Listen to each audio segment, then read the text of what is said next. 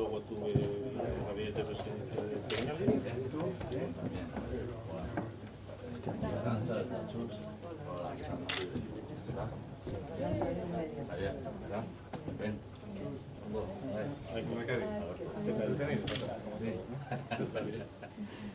Como va toda la tarde también, ¿eh? ¿Cómo se cuenta con los de Lucía? Sí.